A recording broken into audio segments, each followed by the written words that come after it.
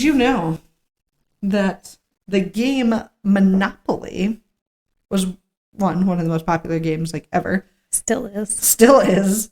But it was actually patented in 1935. Oh my gosh. I don't understand the 30s at all. No, yeah, like literally during the Great Depression. Let's and Prohibition. Well, Prohibition. Well, I guess it was then, over. Yeah. So, but like during the Great Depression, let's make a game about booming real estate. Yikes. And crushing opponents financially, and then hitting them and winning by being more wealthy and squashing them. It's sad and hilarious and funny. When you really think about it. Yeah. Charles Darrow was the guy that made it. He actually was the first game designer to become a millionaire after the game. Oh, wow. But it kind of brings up a fun, weird point about how, like, it seems like that shouldn't be the game, but it also makes sense that it's the game because it's just tapping into people's fantasies at the time, sure. right? Like, they're not actually getting wealthy, so, like, they need to, like, find a way dream about it, but, like, strategize have some about fun. it. Yeah, have some fun with dreaming about it. Mm-hmm. So, it kind of makes sense on it there. Yeah, absolutely.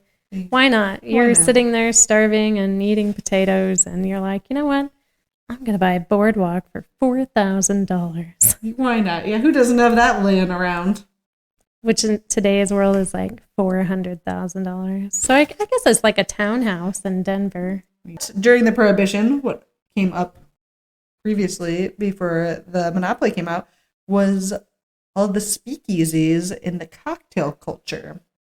The Prohibition era led to the rise of speakeasies, illicit bars where people could secretly enjoy alcoholic beverages. Ooh. Period also signifies an influence of the American cocktail culture. Bartenders began to start mixing drinks and adding various ingredients. But do you know why they started this? I don't, actually. Yeah. So it's not because, like, ooh, we all love, like, a pineapple in our drink. Yeah, a little shaky shake. Oh. It's 2 episodes in a row. It's 2 episodes in a row. It's not because we just want all these fruits and lovely flavors in there. It's actually because there was so much crappy homemade alcohol. They had to cover up the flavor of how bad it all tasted. So it's really not like we've made it into this ideal mixology and all this fun, but it was really just because alcohol sucked at the time. And so, you know, you have cocktails like the Sidecar and Mary Pickford that trace their origins all the way back to this era, and they're still popular today. So kind of a funny, this like luxury cocktails are so expensive, and you go to like some of the speakeasies in Denver, and like there's all this passion and like these. There's I'm trying to think of Berlin we went to where there's a cocktail bar, and going on this like 1 beer a year, they would have, I think it was 2 drinks. Yep. A day. Like that day they would release 2 drinks, and that is all they made. You couldn't order anything else. And so like we've made it this prestige thing where then it was just like, oh God, how do we make this palatable so we can like enjoy it instead of just like chugging it down and being done. You know, it's kind of reminiscent. I'm going to go back to cooking, but that's kind of how I feel about some of my dishes that I make sometimes. I'm like, ooh. And then you're like, oh, what if I put it in a fried rice? Everything in a fried rice is fine. Fried rice is my mixed cocktail. Yeah. Thank you. Thank you. I love that, though. Actually, when we were in Berlin, that's where I learned the term Nacheinspitta.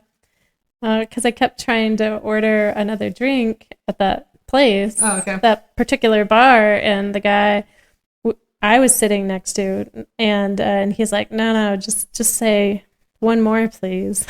just quit trying. Just Nacheinspitta. just one more. That's funny. And then you don't have to worry about the rest of it. You don't give a shit if there's a cherry on top or a dash of bitters. Just what you get. Cool concept though, but like, see, it's memorable because it's unique and different. Absolutely. Another little tidbit I wanted to throw in on the Prohibition stuff of the crummy tasting alcohol is a little fact of how many people died from botulism from their terribly unsanitized, poorly made booze.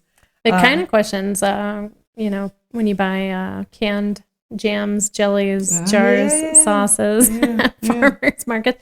No offense. I mean, some people Good do really well, yeah. but yeah, it's just kind of like this funny, like, oh yeah, like all these people got sick and like the hospital visits were like skyrocketing. oh my God. And they were like, oh, like we're gonna get rid of alcohol because people are drinking too much and like people are getting hurt and they're getting sick and going to the hospitals. Where way more people got sick because of unsanitary things they were drinking. And Al Capone. You got Al and Capone. Al Capone. So getting back into Al Capone. Oh, nice. Fun fact number 3 is Al Capone's soup kitchens. What was the soup du jour? Obviously, he was known for his criminal obviously. empire during Prohibition, but he had a soft side, Oh, yeah, I'm sure. allegedly, that he contributed to society by opening one of the first soup kitchens in Chicago during the Great Depression. Sweet. What a good guy, you What know? a good guy. The kitchen served 3 meals a day to ensure that unemployed people could eat, providing a rare positive perspective on an otherwise notorious figure. Some people viewed this as an opportunity to clean up his image. I don't know if you believe that or not. Undoubtedly, it still provided a much-needed assistance during a difficult time. I do not believe it. That he had a soft side or that he didn't? I mean, I'm sure at some point he had a soft side, but I definitely don't believe he was doing that for the good of the people. I'm banking on either a little bit of I don't know how the taxes were wrote for nonprofits, but either a little bit of a money laundering, A little bit of a tax write-off, something in there, or well played, Rhodes. Or if you really want to get mean, if you really want to become like a controlling hierarchy human, put people in debt. Not just financially, but, you know, if you feed them and keep them alive for 6 months and all of a sudden you need a favor, people are probably going to do you a solid because they're only alive because of you. That's very tyrannical of you. Like a tyrannical Rex. Wowza. Hey, so I've been feeding you for the last 6 months, and I really need this one to go. Yeah, we never saw that happen. Caesar. You mean the little pizza guy? Little pizza, yeah. We're all gonna owe him someday. Pizza, you owe me your debts. Pizza. That's a good point. I would like to explore that further or start a conversation about it. Yeah, that might not necessarily be a fun fact, We have to read but some it's more a about fun Al opinion. Capone. It's a fun opinion. Yes. Yeah. Yes. Like, I like it. Inside Out. Oh no, all these opinions and facts got mixed together. It's fine. It happens all the time. Yeah. That's such a good movie. That's the best. That's like my Such favorite a good part. movie. I I like the long-term memory. Yeah, that one's good Just too. goes. That one's good too.